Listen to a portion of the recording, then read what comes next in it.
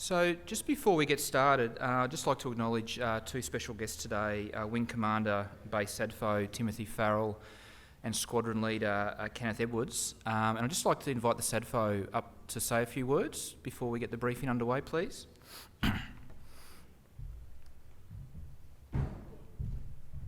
Thanks, Steve. I guess from the background, this project's come out of the Defence White Paper about 5 years ago to develop the base into providing us as an Air Force and Defence more flexibility in this region and across Northern Australia. We're getting a lot out of these two projects, in Component 1 and Component 2, about what we're going to talk about today.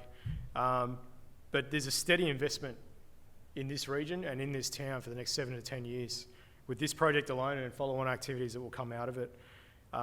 And for us at the base, it's very, very exciting.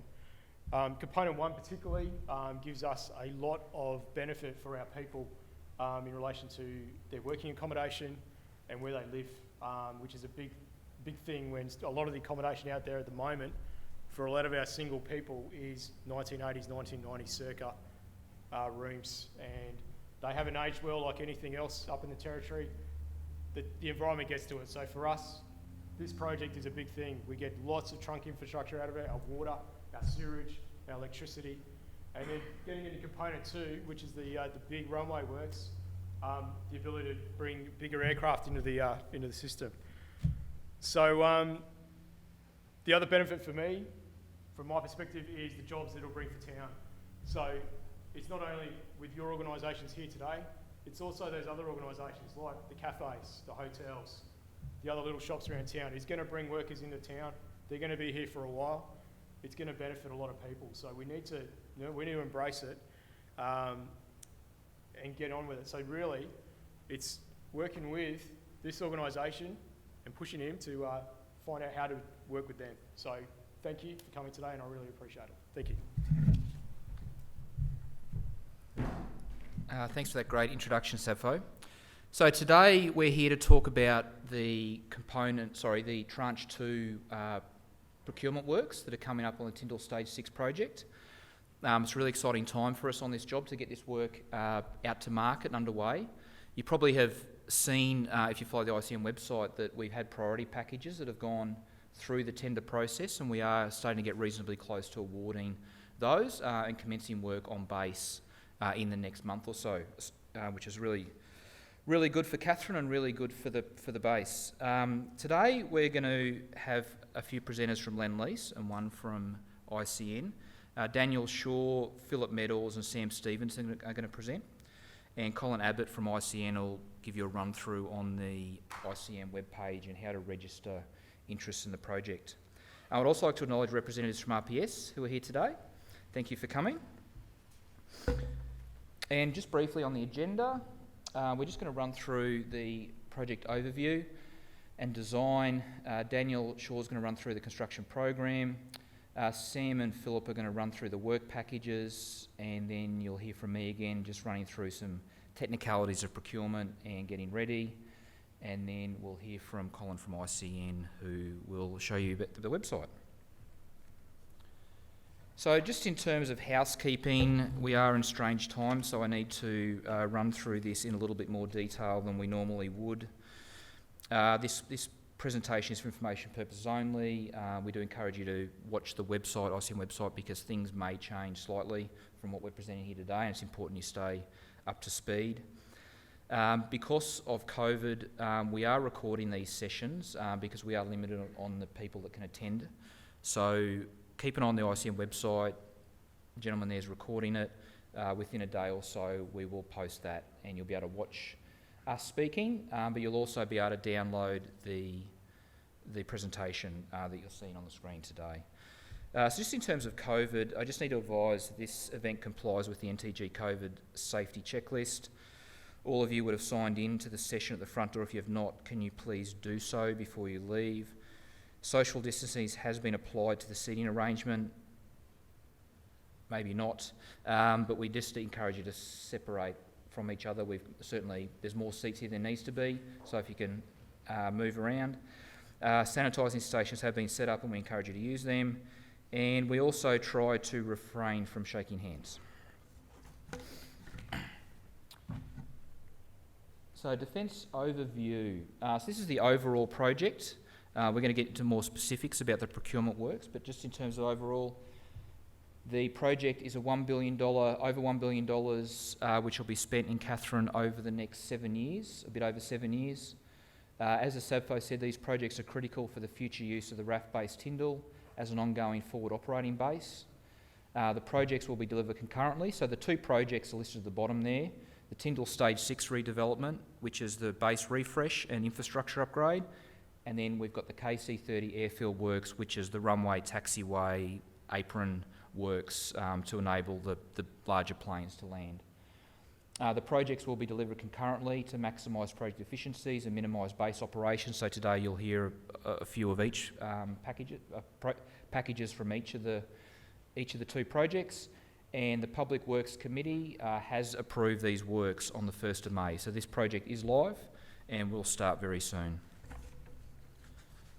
This is just a very high-level overview of how the project works. So you can see the design consultants and trade and builder subcontracts here.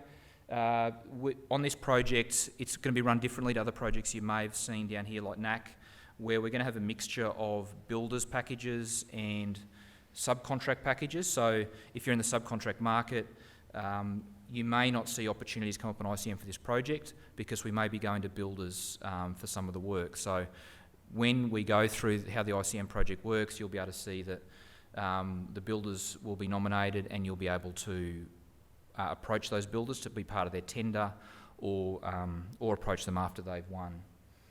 Then we have Lendlease, the managing contractor in the middle, reporting to Defence, but we also have RPS, who are represented here today, who are the project manager contract administrator, and they're part of this holy trinity. Is what manages the project, and we all work collaboratively together to make sure that we're delivering the right value for money outcome for Defence. So just at a very high level, the project, Tindal Stage 6 is a site-wide electrical, potable water, sewer, stormwater infrastructure upgrades and new facilities. So a lot of the building work associated with Component 1 has already gone to market, the LIAs, the workers' camp upgrade, the SEPS building, and the Security Force amenities facility upgrade. They've come through. They're in the final stages of negotiation now with potential builders, recommended very soon, and works will commence. So if you're in the subcontract market, I recommend you follow ICN.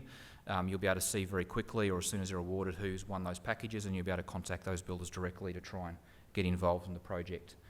Sam will talk about some of the bigger packages related to that work that's going to come out in the next tranche. KC30 facilities upgrades, there's quite a big component of work that's going to be tendered very shortly on that. The project includes runways and taxiway upgrades, AGL upgrades with the new infrastructure, a new 55,000 square metre aircraft parking apron, a brand new air movements terminal, a new 6 megalitre aviation fuel farm, and then infrastructure and services upgrades to support those facilities. And importantly there, the program for the entire project goes to 2027. As I said earlier, this is tranche 2. There is going to be 4 tranches of procurement. So roughly in another year's time you'll see tranche 2, in another year's time you'll see tranche 3 and 4. So in terms of design, just a high-level overview. Lendlease was awarded the project about 2.5 years ago, and we've worked through the design stages from master planning right through to some areas of the project that are in final design. There's some other areas of work that's coming up later where the design's a bit more not quite up to the 100% mark. The design consultants are already engaged on the project, and we're working through design with them. As the important point there is the project is in the final stages of design, and the packages, when they're awarded, are going to be based on 100% design. So whilst there might be some small design elements in the work that's tendered, the actual design will be at 100%, and it will just be fine-tuning of the design that may or may not occur in each package. Cool. I'm going to hand over to Dan Shaw now to go through the program, but we'll try and get this going first.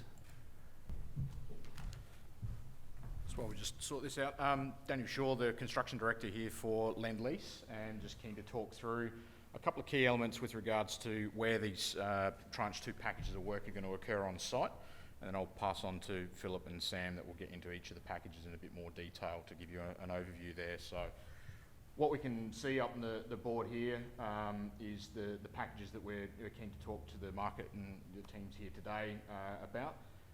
What I just want to spend 2-3 minutes on is just working our way through each of these, describing when we're looking to get them started and then when we're looking to have these areas ready for handover through to back to the base.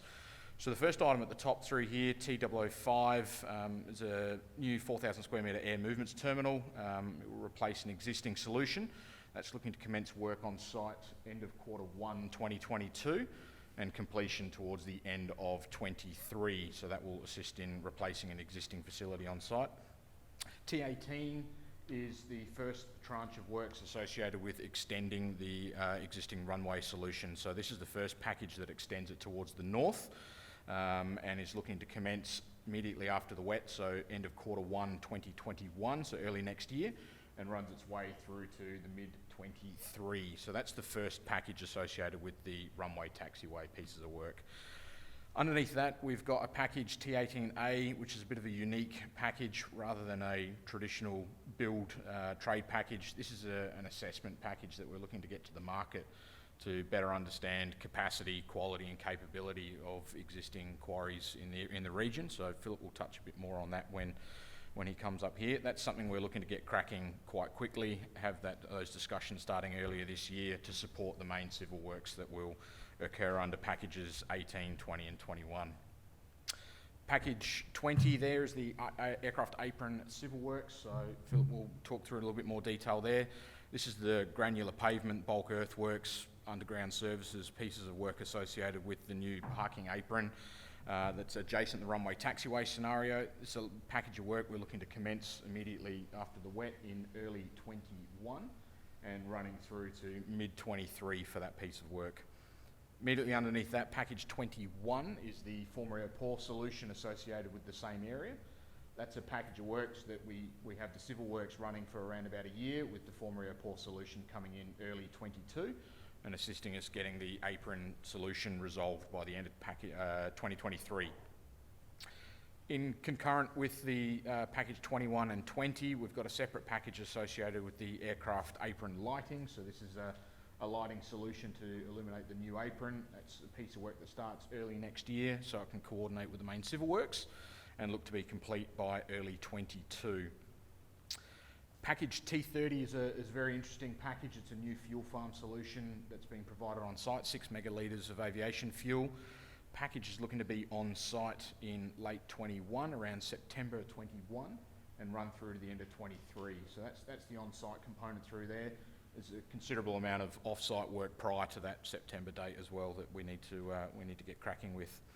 T31 AGL Solutions, airfield aeronautical lighting. You'll see it runs off the page through here. Philip, again, we'll get into a bit of detail about that. This is a long-term package to support not only the final condition of the base, but the many interim conditions that are required to keep the base operational. So a very important package there. Sam will then provide a bit of information on the remaining tranche packages through the bottom through here. So T9A and T10 are 2 high voltage electrical packages for the site. As Steve mentioned before, we've got some expeditious packages out at the moment for the new SEPS HV solution. These are the next 2 electrical packages that will then kick off from there, reticulating HV around the new facility. Package 13, potable water main, again, is a package we're looking to get underway in mid-21 and have complete by 23. This is a new potable water main solution to support some existing facilities and also support some of the new facilities that are being brought on board. And package 14 is a different and interesting sort of package. This is the solution that's looking to support all the above packages with regards to reticulating and making water supply available around the precinct for each of the packages of work. That's looking to kick off early in 21, and there'll be a maintenance program that will run through all of 21 and 22, and Philip will touch on a bit of detail there about options there going forward. So I think we've got, Steve, a fly through that we can try and put up on the screen.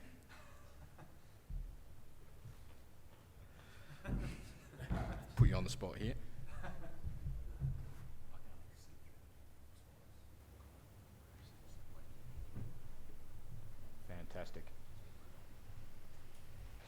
are always better than a few words. So there'll be some elements on here that have already been associated with some of the early pieces of work, but what we're seeing here is from the eastern end of the airfield, showing some of the new C2 upgrade works along the new runway solution.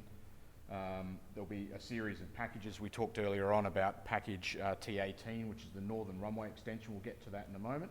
There are further packages in tranche 2 and 3 associated with further upgrades of the base.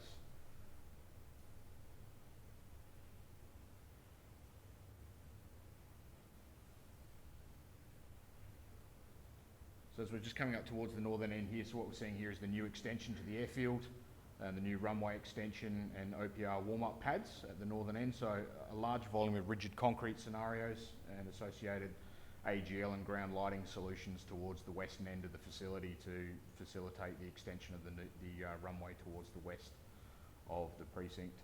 There's a couple of elements being shown here that are parts of the works that are already out to market that we're getting close to awarding early packages. We see here a diversion of Tarakan Road around to the left-hand side through here, so that's part of a package that's closed and is being resolved quite shortly.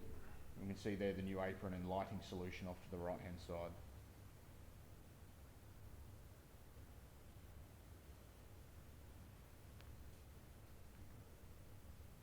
So this will work its way around to a new western access gate and new gatehouse scenario. That's part of an early package that's underway, getting through final negotiations at the moment. And off to the right-hand side, we can start to see the new air movements terminal and the new air movements apron behind it. And off to the left through here is the new fuel farm facility. So cut and cover 6 megalitre fuel farm solution off to the left through there.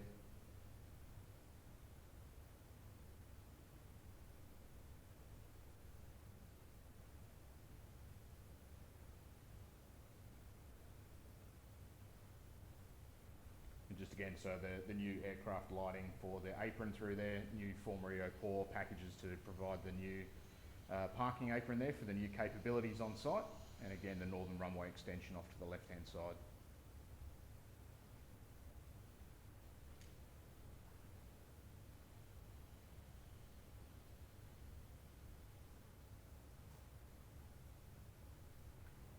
So a couple of key elements there, part of the air movements terminal. So there's GSE works in through there and a couple of intricate packages associated with weigh bridges and bag belts. And again, just coming around to the western access road extension that will divert Tarakan Road around and allow the new air movements apron to be installed there at the western end of the facility. So keen to hand over to Philip Meadows, who's our Senior Construction Manager for what we call Component 2, so the main runway, taxiway, earthworks upgrade solutions, to come and talk a bit more detail about the packages.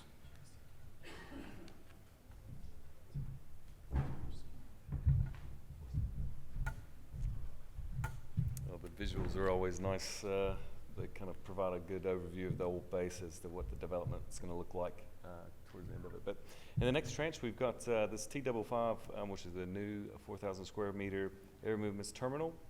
We're looking to have a builder's package to do a complete turnkey delivery of this scope. And it's going to have, inclusive of the civil, underground services, foundations, everything. So we're looking for a builder to be able to do that completely. It's going to be inclusive of administrative areas with provisions for you're going to flick me along? There we go. So for the Defense Secret Network and the Defense Protected Network, passenger processing lounge areas, cargo preparation and storage areas with pallet buildup, passenger processing for 250 people, which will suit the KC-30A aircraft capacity and includes customs, immigration, and quarantine processing. External works include the parking, roadways, pedestrian vehicular access to the air movements apron, and the ground support equipment sheltering. We're hoping to start this in the first quarter of 2022. Approximate duration is what we're estimating between 18 and 24 months. The value around $22 to $26 million. The next package we've got is T018 runway and taxiway northern extension. It's easier to see on this drawing, but generally speaking, it's the rigid pavements that form that U shape and also the ORP area all form part of this package as well. Currently, we've got it as a builder civil package, which is also a turnkey delivery method with the runway taxiway extending approximately 2,000 feet with a 40-year design life for the rigid pavements to support this KC-30A aircraft. This will be inclusive of pavement line markings, flank shape corrections, construction and grassing of the flanks, the runway overshoot at runway 14 end, and then it'll also be a new unsealed runway emergency safety area and sealed clearway, and that operational readiness platform adjacent to runway threshold 14. At the end of the day, the taxiway alpha will be matched to the runway length as well. Stormwater and swell construction will be inclusive of this. There will be some coordination with other trades, AGL lighting, nav aids, which have some underground infrastructure that may extend in this location as well. I'm looking for the commencement date to be the first quarter of 2021, with the approximate duration of 26 to 28 months. The value is about $40 to $50 million. This next package Daniel touched on was about the aggregate supply and the quality assessment. So this package isn't to deliver anything at this moment, but it's more to really define what is available in Katherine's quarries to meet these high-spec pavements, to really understand what the buildup of the formation for all these rigid, complex aircraft pavements. So we want to make sure that we're able to meet the spec and that we've got a supply that is available for what the demand will be out on the base. So the development of the local quarry, I'll basically explain that. We really want to be able to make sure that we can meet all the quality control trials when it comes to laboratory and placement, and verify that we've got volumes in the area so we can get the rock on base that's supported by local Katherine quarries. I'm looking to get unit rate projections over the course of the whole project too, from 2021 to 2027. Looking to get that out to the market, to get that investigative effort done, so it supports some of these other packages that are due to begin the following year. So I need to get that out at the end of this year, and we'll go from there. So this is the aircraft pavement, aircraft parking apron civil package, and then the aircraft parking apron, which is the former Rio Pour, which is the concrete rigid pavements that we were talking about, that also is the northern extension. So it's where the larger aircrafts exist on this image. Keep going. So again, we're looking for this to be split up into two packages because of the size. We'll have an earthworks package, which will help with the excavation and backfill of all the services, potentially some interfaces where we've got others supplying those services, but we want all earthworks to be done by a civil package, inclusive of the storm drainage, flank works, swales, and then the sub-base and base courses. Be inclusive of all line markings as well. So in that area, we've got the fuel aprons, or the aprons, the hydrants from the fuel farm will extend to this apron area to support this aircraft. So we're looking to get that civil package in the second quarter of 2021 at the commencement of the dry. So we've got to fully utilize the dry season. Everybody's talking about a real strong wet this year. So looking to kick that off at the beginning of the dry next year. Approximate duration is about 26 to 28 months. Value is around 10 to 20 million. The next package is the concrete. So we're splitting it between the civil works and then the former Rio Pour package.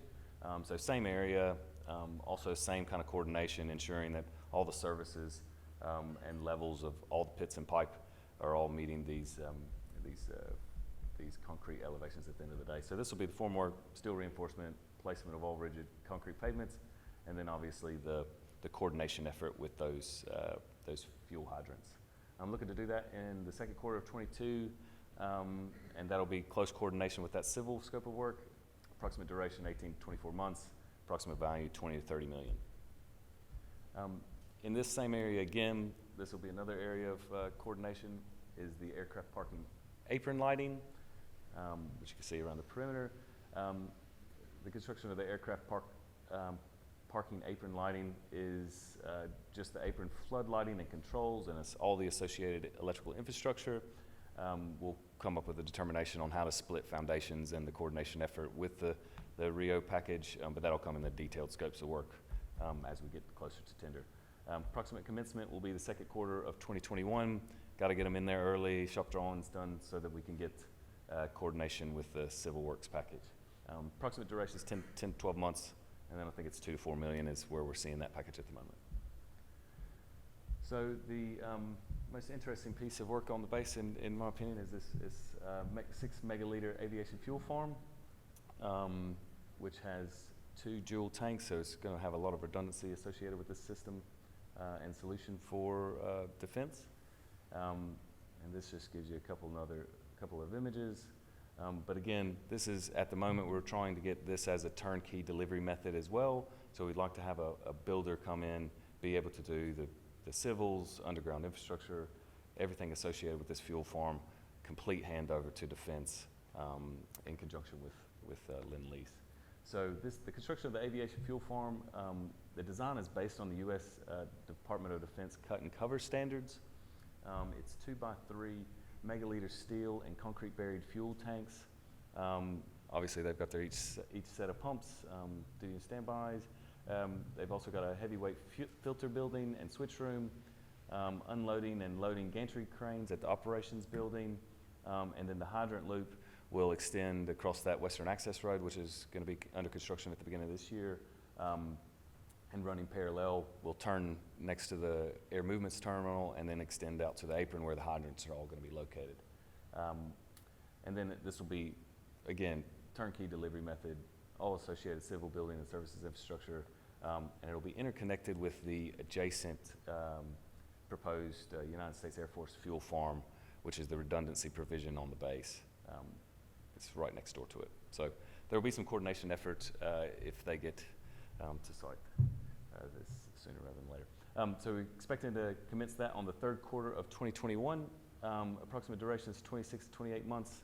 And the value we're seeing it at around $55 to $65 million.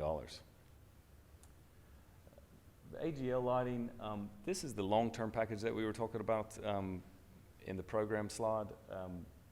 And the airfield aeronautical ground lighting, or AGL, is a interesting package which is critical to the base, and it's an upgrade and extension to the existing AGL system. And also there's other navigational aids that will be rolling into this package as well. It's a bit of a specialist contractor, but keen to see what the market has available in terms of capability. But it's to accommodate all of these changes across the defense upgrades for component 2. So this will be a long-running package. There will be many mobilizations, demobilizations during this period. And it also has a couple of equipment rooms that will need to be installed, airfield lighting equipment room, and also update a new constant current relays, CCR. So lots of coordination with this package, and the timing and programming will be critical. So approximate commencement date is the third quarter of 2021. 4 to 5 years is what we're thinking, with approximate value of 20 to 30 million. All right, so this is a preliminary package, and this is the temporary construction, water reticulation, and maintenance scope.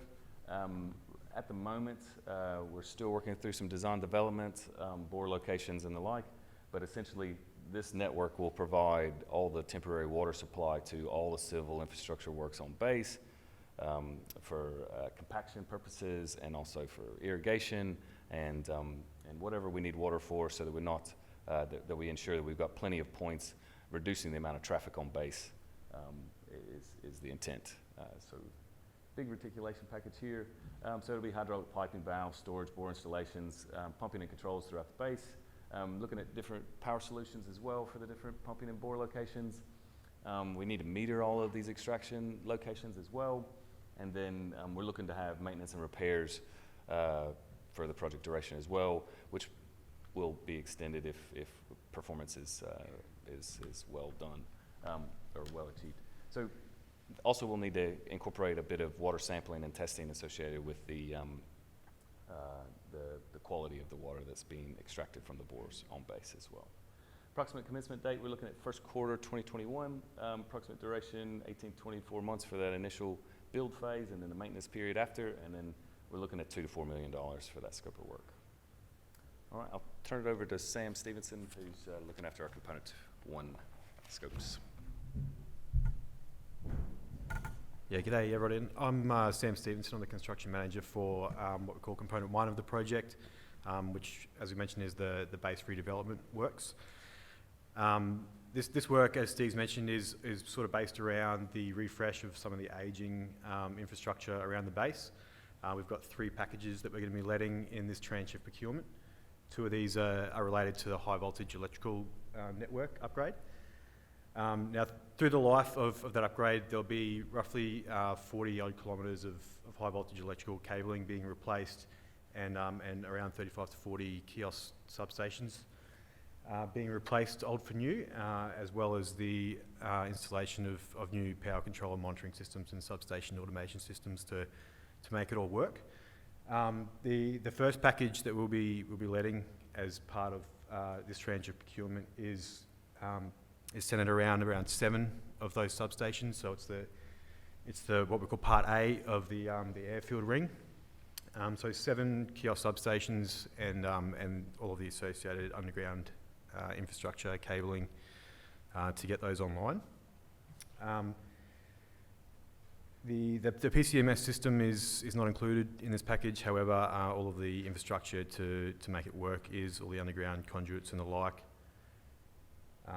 This will be going to a turnkey contractor, so it includes all of the trenching, the excavation, the backfill, supply of the substations, and the plinths and the like. So we aim to have this underway by the first quarter of 2021, and we anticipate it will go for roughly 26 to 28 months, and the value is in the ballpark of $8 to $12 million. The other HV electrical package that will be going out to tender roughly the same time will be the operations and technical ring. So this is a further 9 substation replacements, and it's the underground infrastructure to provide the power to the area that will be the new fuel farm that Phil was just providing details on. And in addition to that, the incomer, new incomer from the Tindal Zone substation, and an interconnector between the intake switching station number 1 and the new intake switching station number 2. Likewise, with the first HV package, this will be a full turnkey package, so all supply and installation of equipment and materials, trenching, backfill, commissioning, handover and the like. We want to kick this one off roughly the same time as the airfield ring, so in that second quarter of 2021. This will go for a similar time period of 26 to 28 months, and we estimate this is about $15 to $20 million worth of work. So one of the other infrastructure disciplines that will be upgraded as part of this will be the hydraulic infrastructure. Through the lifetime of the project, this could include, or will include, things like the sewer, the potable water, the gas, and stormwater facilities. The first package that we'll be putting to market is the upgrade of the potable water main. So this package will include the supply and installation of a new VSD pump house and all the associated controls and bits and pieces that make that work, as well as quite a volume of above ground insulated potable water pipe. We're aiming to kick this one off in the third quarter of 2021. It'll go for roughly 18 to 24 months, and we estimate this one's in the vicinity of $10 to $15 million. In addition to the packages that we've gone through today, we'll also be going to market on a few miscellaneous support and construction enabling type works, what we call trade prelims. This could be anything from traffic control, stockpile management, spoil site management, fencing and provision of satellite offices. The scope and value and timing of these we haven't fully defined yet, but it's just something to keep an eye out for if that's an area that you're interested in getting involved in the project.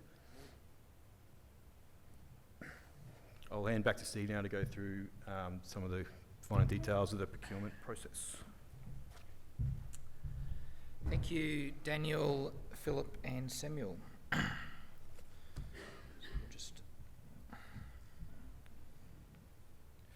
So I'm just going to run through now, and Colin is going to join me on stage shortly, some of the more process parts of procurement.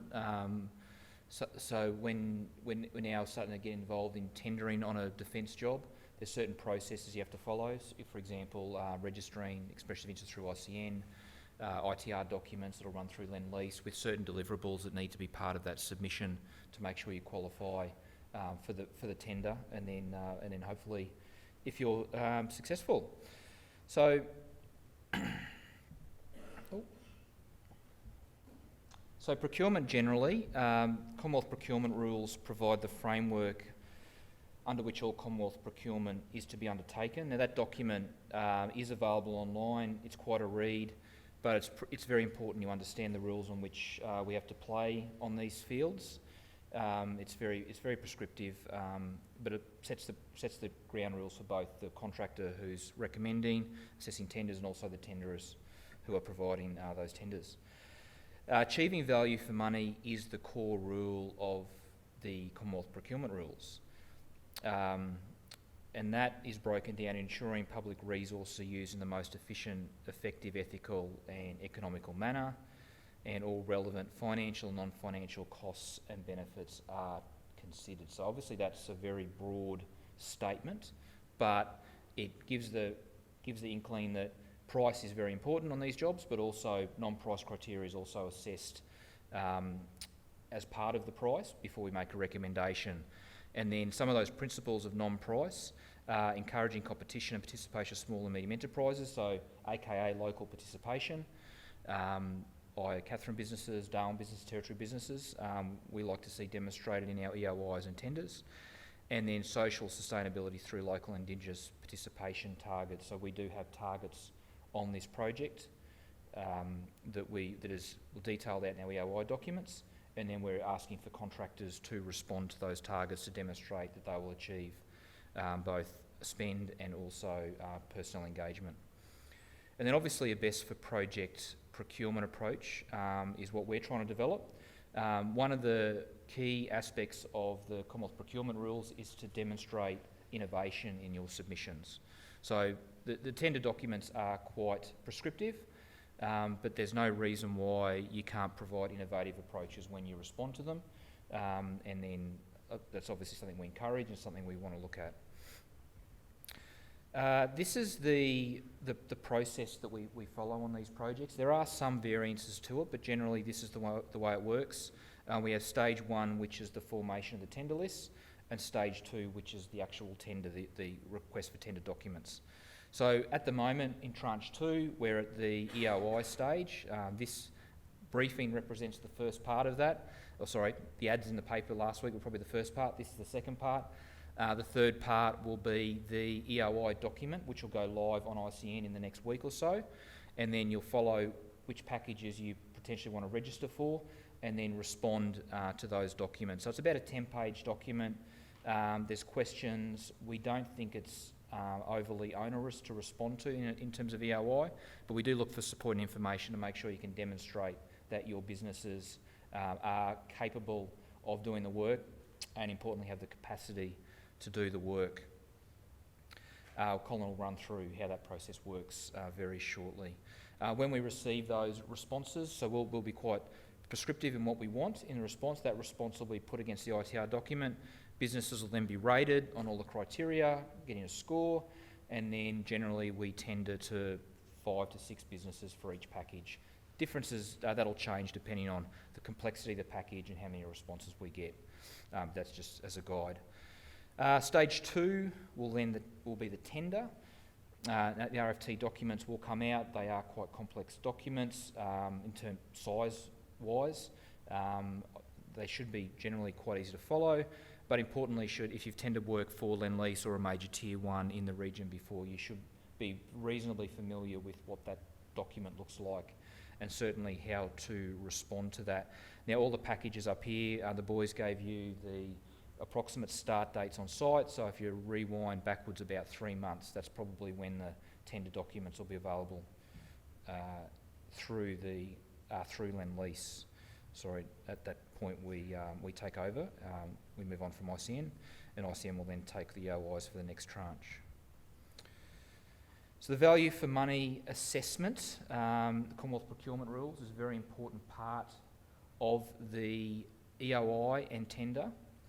And I will read these out. Demonstrated capabilities, compliance, organisational structure. It's very important we understand how you're proposing to deliver the works. We like to see that you've got the right capability in your organisations, and the supervision on site has got the right skill set to undertake the work. Safety, quality, environment. Safety is very important to Lendlease.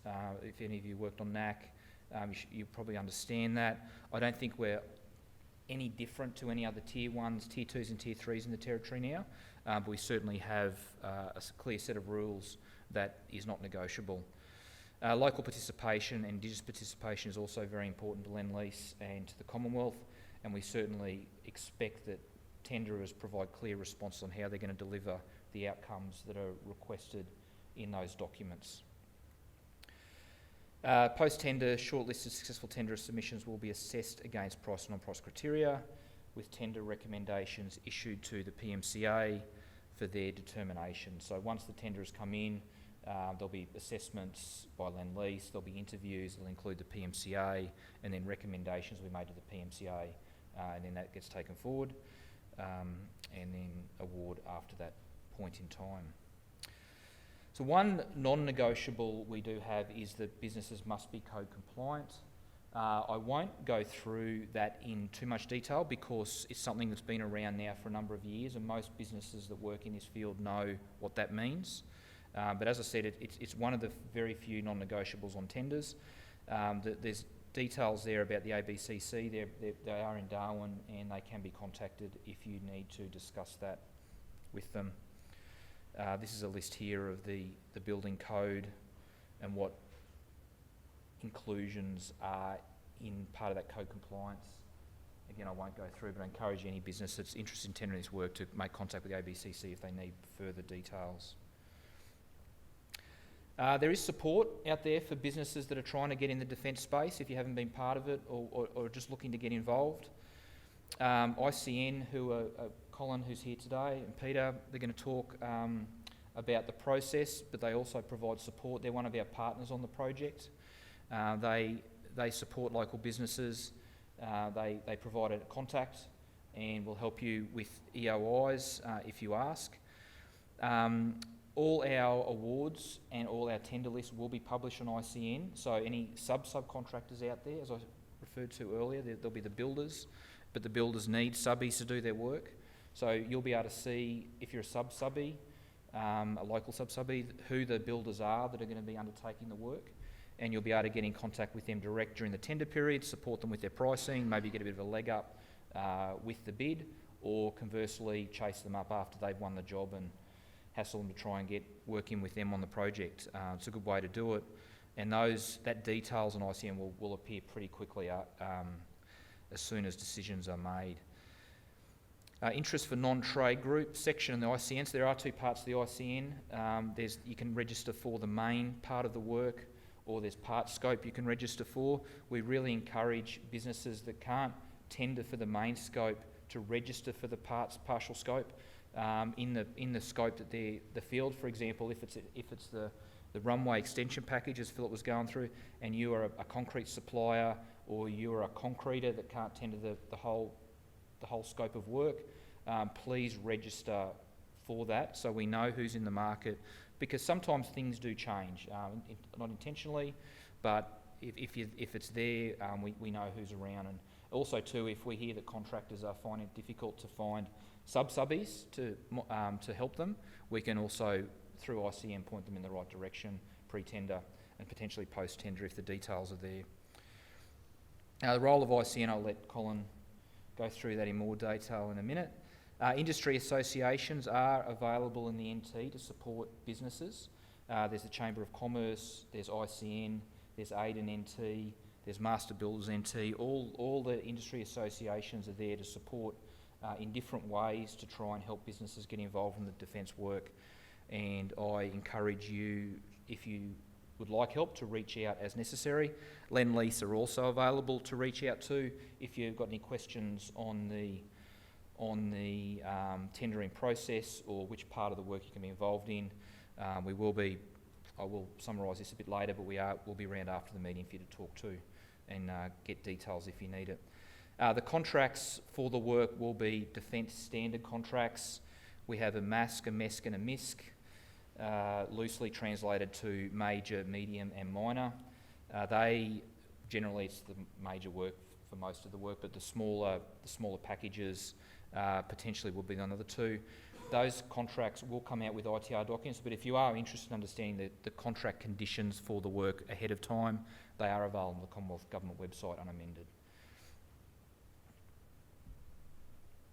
So in terms of getting ready, there is the project website, which Colin will go through in a minute, and how to find out more information on the job. Obviously, coming to these briefings is a good way to start. Workers on site will require a DCAC clearance to be able to get on the base. That process has changed recently. A few businesses involved might understand that we had the police checks prior. That's now changing with Defence, and the DCAC process is becoming a little bit easier, but there'll be more information in the tenders regarding that.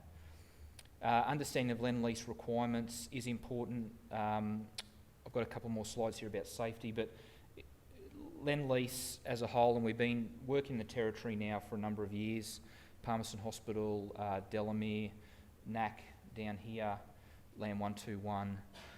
I think a lot of businesses are sort of touching our systems now and understand what we require and what we don't require. But certainly if there's any concerns regarding the Lendlease systems, please contact us directly after this meeting or alternatively at another time. We don't think we're overly onerous in the way we approach projects, and we don't want people to be mystified by the defence process. We're running this process the same as NAC, very similar to NAC. It's also very similar to the way the Tier 1's running Larrakia with ICN, and I'm sure other Tier 1s will be following the same process. So we're trying to make it easier for industry to get involved in these very similar ways that the Tier 1s approach work and potentially the Tier 2s and 3s in this region, and we certainly want everyone to be involved where possible. And then the last item on the slide there is prepare to respond for the non-price criteria. So, I haven't changed slides. I've got my job. The non-price criteria is a lot of work. Potentially, we currently have 7-week tender periods because of COVID. They're normally 4 to 5 depending on the scope. Sometimes it can be quite difficult to get all your responses done in that 4 to 5 week period. So we do encourage businesses to get ready for these tenders that are coming out. Whilst we expect specific responses for each package to the work when the work's happening, there is a lot of generic pro formas that you can develop to help you get ready for when that work comes out. And obviously you're going to be very busy trying to put a price together. You're going to be busy preparing org charts and things like that. You just need to be aware that does take a lot of time to do. So just finally from me, Lendlease environmental health and safety and quality assurance requirements. A documented environmental health and safety system and quality management system Lendlease does have. We do allow subcontractors to use their own systems, but the bottom line is they must comply with the Lendlease system.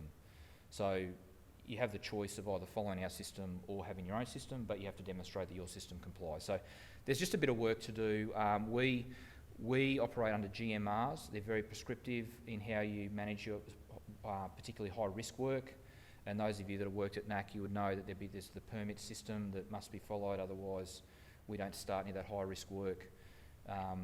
We provide a lot of support with our safety teams on the ground as necessary, but it's important that you do understand that we, particularly high risk, we do follow the rules quite stringently. Work method statements do need to be developed properly and followed, and engineering support potentially may be required. But any questions on that you can ask after the meeting, after the briefing, sorry. And now I'll hand over to Colin from ICN. Thank you, Colin. Thank you, Steve.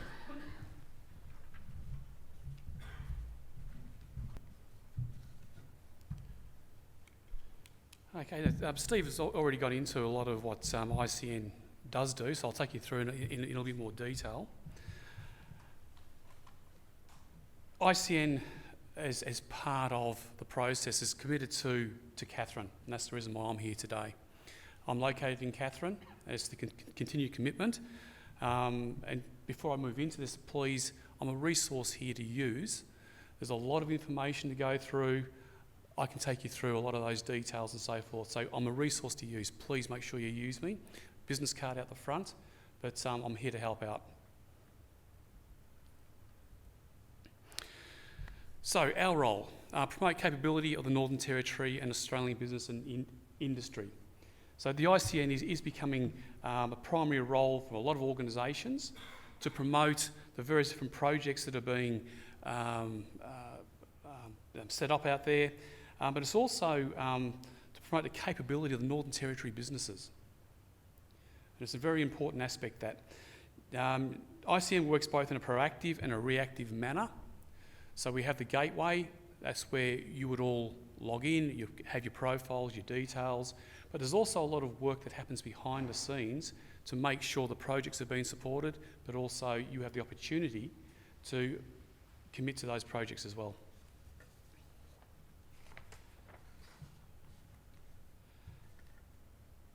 So when we start looking at reactively, we promote opportunities in a public manner, and we take a stance where we listen to respondents, recipients' expressions of interest. So as Steve mentioned before, those expressions of interest could be for the entire work package, but more importantly here in Katherine, for a lot of businesses, the partial expression of interest. So breaking down the packages, on the ICN you'll actually find the various different documents related to the individual work packages, and when you start working through, you'll see that there will be elements that you will all be able to actually be part of, whether it's in entirety or in part. And it's important to actually get in there and express that interest.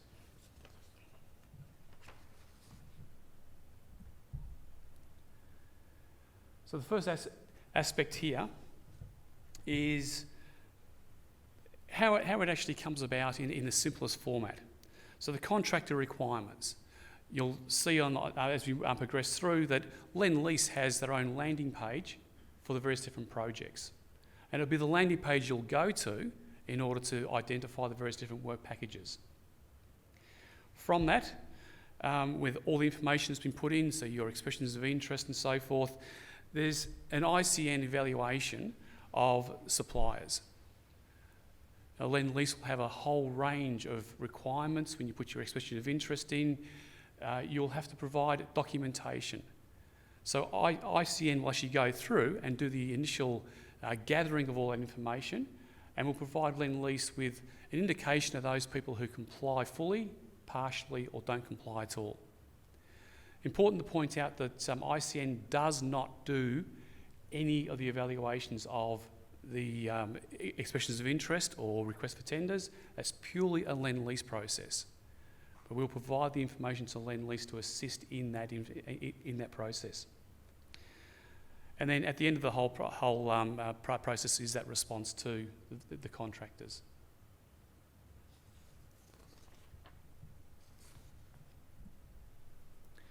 So to get to the gateway, quite simply gateway.icn.org.au.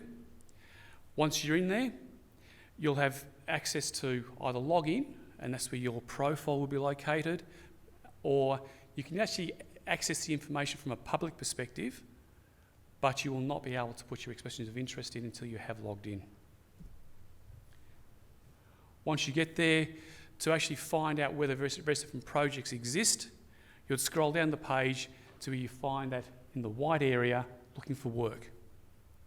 And you can put in keywords. So in that first line, if you put in just simply Tindal, you'll come up with all the Tindal work, and you'll see the Lendlease landing page in there for the project level.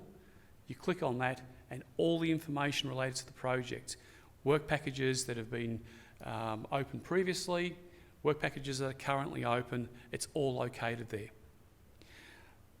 What is happening with this process now is that Lendlease is providing you all with a great deal of transparency. Everything that's happening within the procurement process is captured in the ICN. And I think this is a really important aspect here.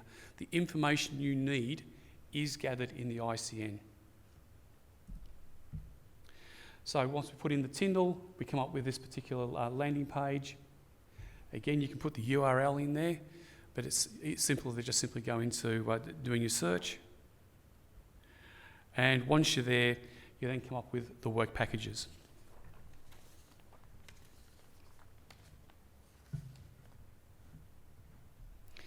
One of the most important packages that's going to be located there is the general work package. Anybody who's interested in any of those particular packages should put an expression of interest underneath the general work package so that you get regular updates. Anything that comes up, you'll be notified about. One of the important aspects of the ICN is to make sure you are being provided with the information you need on a regular basis. Now that does mean that you need to get in there and make sure your profile's up to date, but also your notifications are and your registrations are all up to date as well.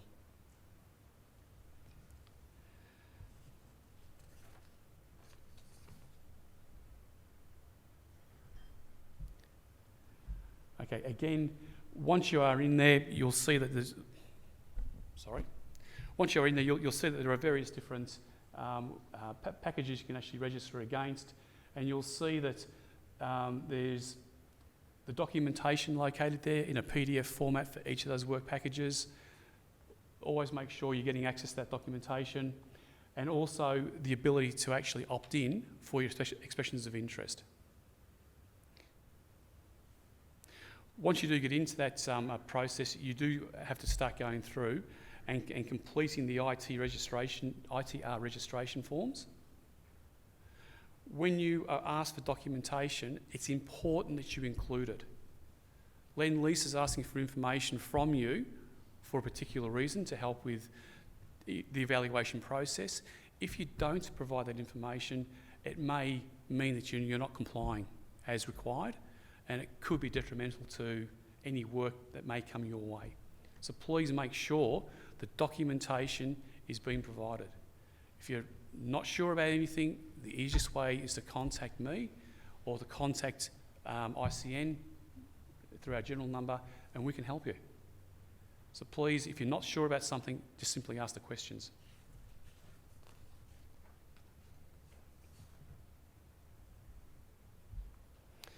Okay. The process of actually providing information is really quite simple. Upload the file, and it goes through a step-by-step process. There's no tricks, there's no complexities here. It's just making sure you have your information ready as you go through the process. If you come across something you're not too sure about, or I need to go and find that document, you can just simply save the partial expression of interest. On the left-hand side of the work packages, you'll have a highlighted orange icon that will tell you that you're only partially completed, you haven't yet submitted. You can always go back. So you can use this as your guide to make sure the information is being provided.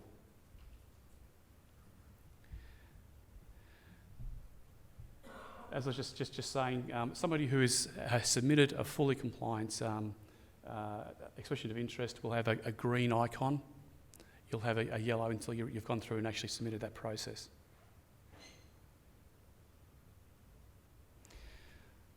The ELO conformity.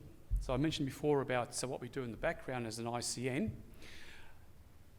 We pulled together a fairly complex spreadsheet that has all the criteria that Lendlease requires to be met in order to be fully compliant. So each of the EOIs that have been submitted will be evaluated against that particular criteria. If you're fully compliant against one of those aspects, you'll be highlighted as green. If you're not fully compliant, there's some areas where information is missing, you'll be partially compliant and non-compliant where nothing has been provided. A simple document not being included could take you into a red category. This spreadsheet is then used here we go, is then used to provide an evaluation for each of the various different expressions of interest in a summary format. Fully compliant, partially compliant, non-compliant. Lendlease gets the information, all the background information used to evaluate that, and then that'll then lead into the shortlisting for RFT.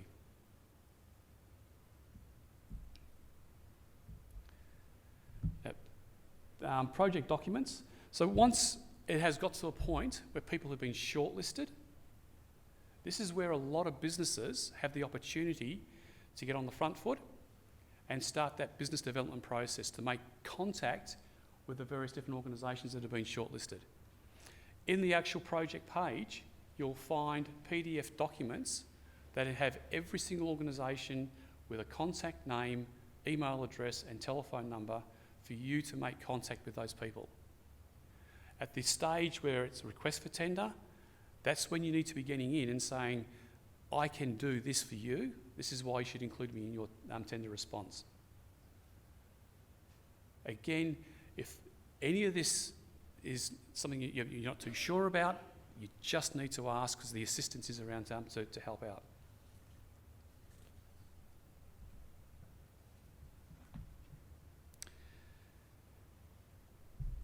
Okay, we'll just get to that page there, sorry.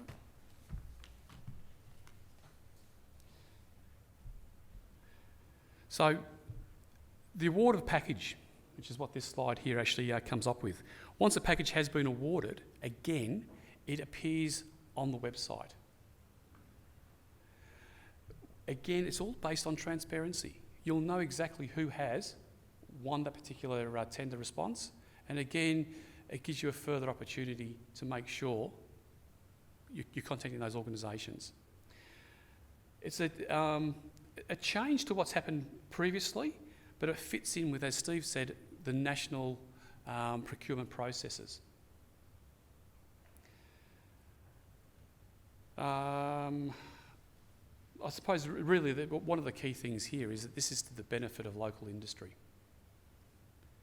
Everything is broken down as much as possibly can be possibly broken down, and it's providing you with as much opportunity to get in and talk to people about being part of the overall process.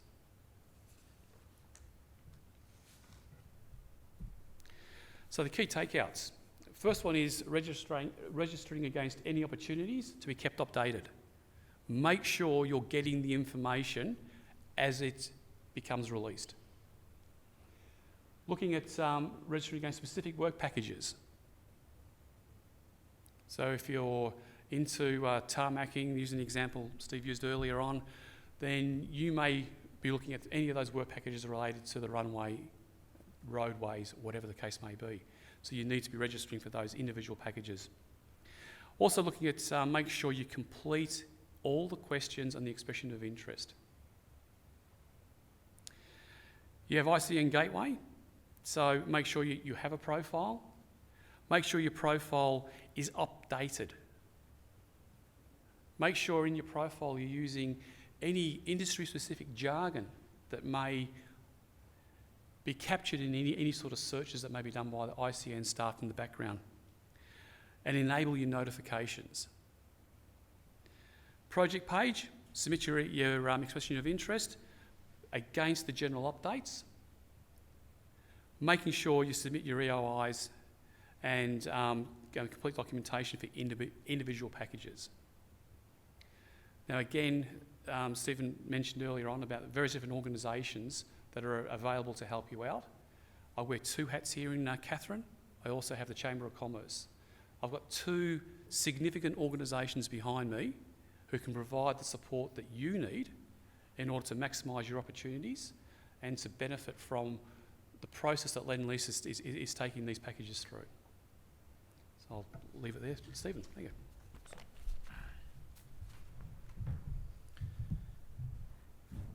Thanks, Colin. And that almost concludes the briefing today, but just some final thoughts.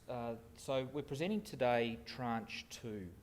So as I said earlier, there's tranche 3 and 4 coming out over the next 2 years.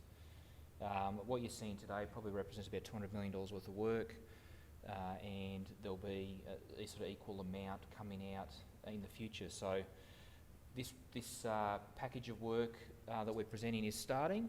We're starting a first priority works package in a month or so.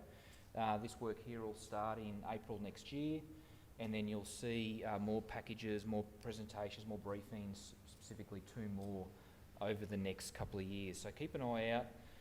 If something here doesn't sort of take your fancy, then there might be something in the future that does. And certainly registering on ICN now is the right thing to do. We aren't going to take questions publicly, but Daniel, Philip and Sam will be around after the presentation, probably for an hour. So I encourage you all to engage with them for the packages that they're looking after, or the areas they're looking after. Any specific questions they'll be able to answer. Anything we can't answer, we'll certainly take on notice and be able to get back to you in a reasonably short period of time. We do encourage everyone to reach out if they have any issues. We certainly don't want businesses that think they should be involved in this project sitting back, becoming frustrated with the process and not taking part in tenders. There is a lot of support out there where you can certainly get involved. It doesn't mean everyone's going to get a job out of it, but there is a big job and a lot of people are needed across a really wide range of businesses. So it's important that you follow what's going on, you ask questions if necessary. A lot of people in this town have been working on NAC. They know a lot of the Lendlease people. We've had 40 people living in the community now for 4 or 5 years, renting houses and playing rugby badly, not scoring any tries. But certainly it's well known, and we encourage people to reach out. Following ICN, we've said it 10 times today, but it's really important you follow the ICN network. Updates will be posted on that general contractors page, new briefings, any project updates. If you're registered, you'll get that automatically, and I think that's really important. You don't lose sight of that information that's out there. So thank you all for coming. I hope you enjoyed it. I hope you can see there's some terrific opportunities coming out for the Katherine community. Thank you, SADFO, for making some earlier comments. Really appreciate that and the support from the base that they're providing this project. It's really good. So thank you all. Have a great night, and we'll see you very soon.